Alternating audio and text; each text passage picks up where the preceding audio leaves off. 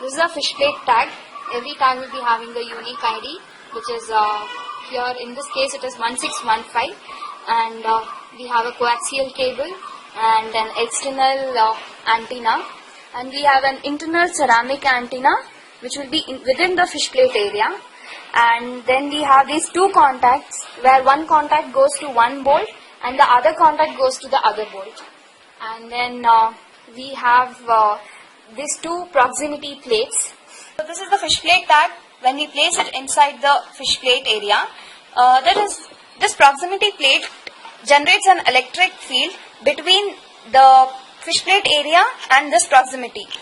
And the same on the other side, there is an electric field generated from the side of this rail and this proximity plate, so that when the tampering occurs, the electric field is lost and an alarm is generated.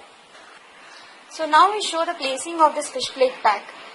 This hole is made in such a way that it will accumulate itself into this fish plate screw, and then these two contact cables will be wound one to one fish plate bolt.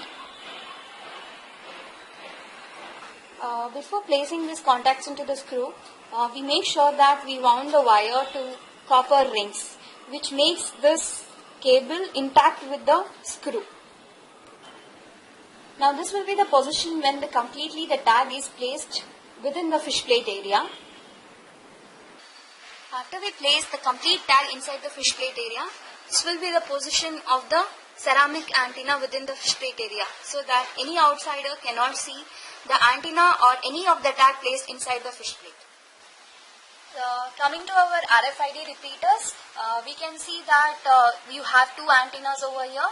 This is the antenna which is used for sending or communicating from one repeater to the other repeater, and also to the reader which is at the control room.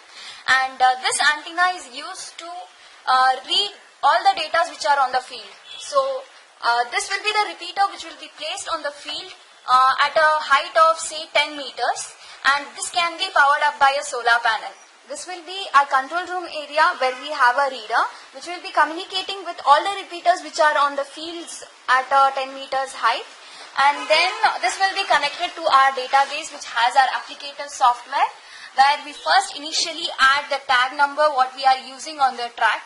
Say for example, right now we have used this tag number 1615, and I give the latitude and longitude of this particular tag, and then I choose the tag type which is a tag, and then I give the address or a landmark for this particular tag, and then I say submit.